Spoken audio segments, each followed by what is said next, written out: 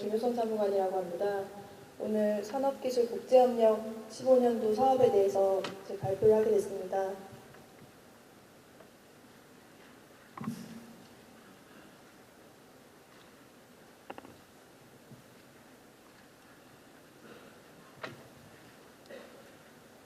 네, 전체적인 내용은 처음에 전체적인 개요에 대해서 말씀을 드리고요. 그 다음에 15년도에 중점적으로 저희가 해나가야 할 부분과 마지막으로는 세부적으로 어떤 프로그램을 가지고 있는지를 설명을 드리겠습니다.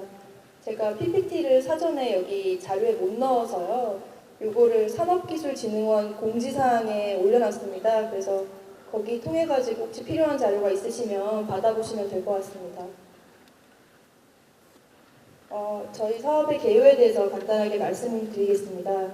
일단 국제공동연구는 왜 하는가 그 목적을 보시면 국내 기관의 글로벌 오픈 이노베이션을 통해서 그동안 개척하지 못했던 해외 시장에 진출을 하거나 국내 기업에서 좀 부족하거나 어떤 기술이 조금 뒤처져 있는 부분이 있으면 해외 기관과 같이 연구를 함으로써 그런 부족한 기술들을 습득하는 측면에서 필요한 점이 있는 것 같습니다.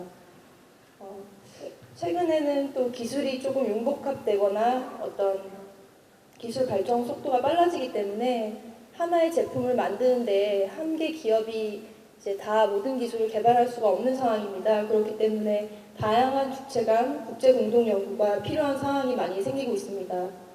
그리고 그런 기술 습득적인 측면뿐만이 아니라 어떤 해외 시장을 진출하는 측면에 있어서도 그 해외 파트너랑 같이 공동 연구를 하게 되면 아무래도 그 해외 시장의 진출에 적합한 어떤 상품을 만들 수가 있을 것이고, 그리고 인증이나 표준과 같이 수출을 할 때 있어서 좀 어려움이 많이 되는 그런 무역기술 장벽 같은 것도 일부 완화할 수 있는 부분이 있을 것이라고 생각이 됩니다. 그래서 이러한 장점들에도 불구하고 국내 기업이나 어떤 산학연의 국제공동연구가 굉장히 저조한 상황입니다. 우리나라 그 비율이 1.5%, 1.3% 정도만이 국제공동연구를 지금 수행을 하고 있습니다. 다른 나라랑 비교했을 때 굉장히 낮은 수치입니다. 그래서 저희 산업부에서는 보다 많은 국내 산학연들이 국제공동연구를 많이 했으면 해서 지원 사업을 하고 있습니다. 크게 두 가지로 있습니다.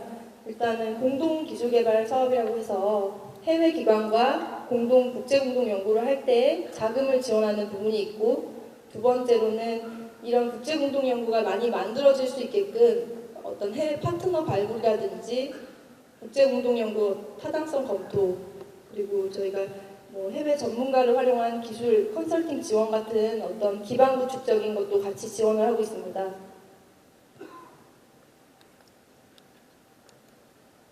15년도에 중점적으로 그럼 어떤 식으로 저희가 추진을 해나가려고 하는지를 말씀을 드리면 크게 세 가지입니다.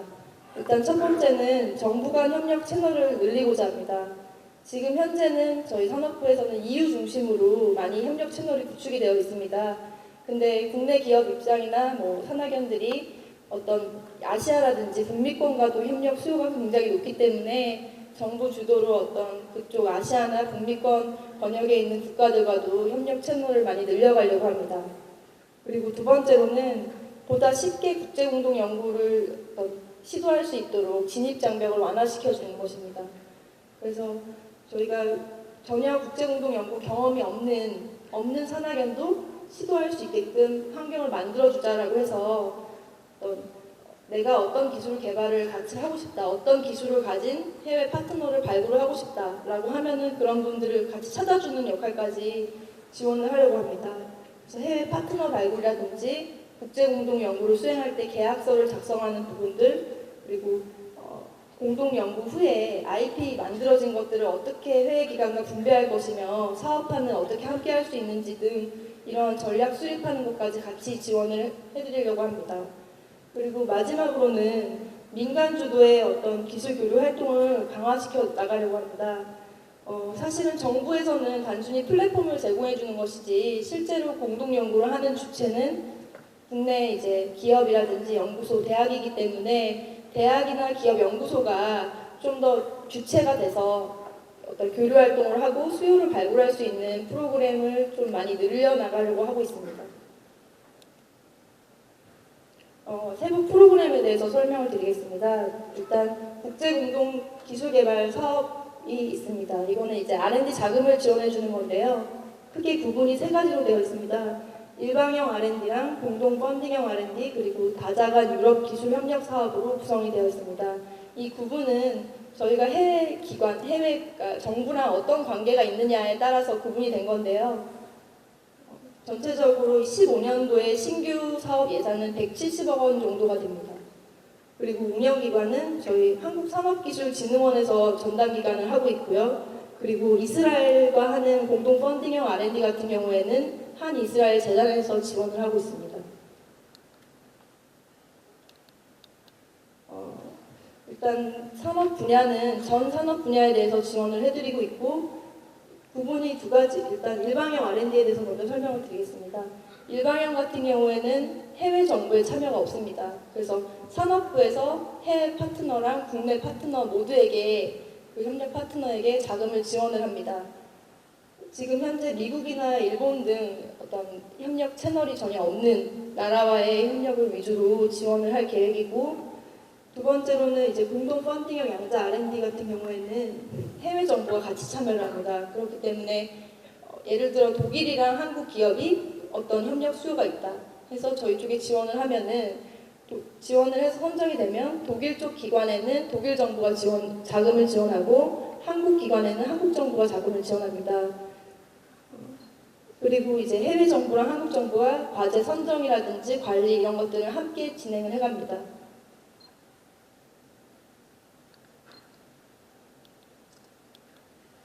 다음으로는 다자간 유럽 기술 협력 사업입니다. 이 사업 같은 경우에는 산업부라든지 산업기술진흥원에서 운영하는 사업이 아니고 유럽의 큰 네트워크에서 EUEC라든지 유레카 상국이라든지 이렇게 좀 다른 큰 기관에서 운영을 하는 사업입니다. 그래서 유럽의 41개국이 지금 이 사업에 참여를 하고 있고요. 우리나라도 여기에 준회원국으로 가입이 되어 있기 때문에 이 네트워크를 잘 활용한다면 어떤 상대국과 1대1로 협력하는 게 아니라 상대 파트너국이 좀 여러 군데일 때 같이 활용을 하시면 좋을 것 같습니다. 그래서 사업 유형은 굉장히 여러 가지가 있는데요. 일단 기업 입장에서나 연구소 입장에서 봤을 때는 어떤 양식이라든지 이런 건 다 동일합니다. 그렇기 때문에 유럽이랑 좀 여러 국가랑 협력을 하고 싶다라고 하면은 이 유레카 사업을 고민을 해보실 수 있을 것 같고 어떤 양식이나 이런 게 마련이 되면 구체적으로 어떤 유형으로 신청을 하실지는 저희 쪽이랑 다시 한번 협의를 해주시면 될 것 같습니다.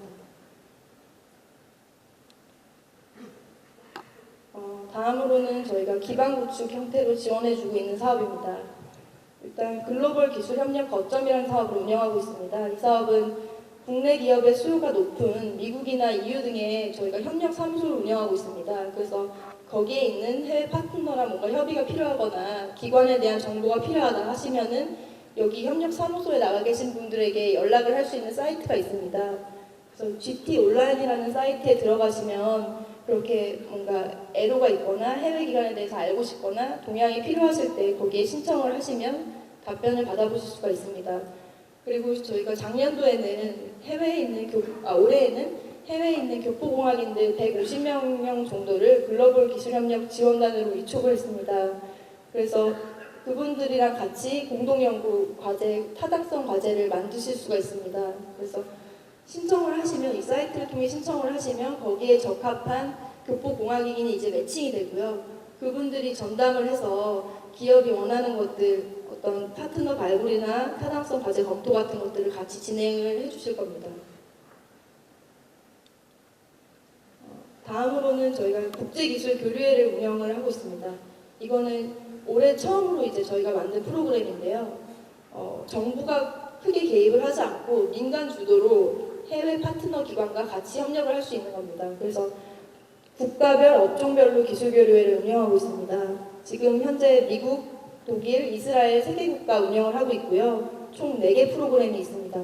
그래서 보시면은 미국 같은 경우에는 한국 뉴욕주립대학교랑 미국에 있는 연구소가 같이 이제 간사기관이 돼서 운영을 하고 있고요. 이 두 기관만 이 네트워크를 쓸 수 있는 게 아니라 밑에 있는 웨어러블 스마트 디바이스라는 분야에 관심이 있는 국내 기업은 다 참여를 하실 수 있습니다. 그래서 밑에 있는 문의처에 각 이제 한국 쪽 간사 기관별로 연락처를 적어놨는데요. 보시고 관심 있으신 분들은 연락을 하셔가지고 함께 참여를 하실 수 있을 것 같습니다. 그래서 지속적으로 이제 교류 활동을 하고 세미나도 하고 왔다 갔다 하는 어떤 네트워크 비용을 지원해드리는 사업입니다. 저희가 이제 올해 이제 3개 정도, 3개 국가랑 시작을 했는데요. 내년도에는 뭐 이탈리아나 프랑스랑도 어떤 협력 분야들이 있어서 그 기술 교류를 향후 늘려나갈 계획입니다. 다음으로는 저희가 산업부에서 지원하고 있는 네트워킹이나 교육 프로그램에 대해서 말씀을 드리겠습니다. 저희가 매년 코리아 유레카 데이라는 행사를 개최를 하고 있습니다. 올해는 노르웨이에서 개최가 됐고 작년에는 터키에서 개최가 됐었습니다. 근데 이게 이제 여러 해에 걸쳐서 운영을 하다 보니까 유럽 기관에서도 굉장히 관심이 있어서 올해는 저희가 서울에서 15년에는 서울에서 개최를 하려고 합니다.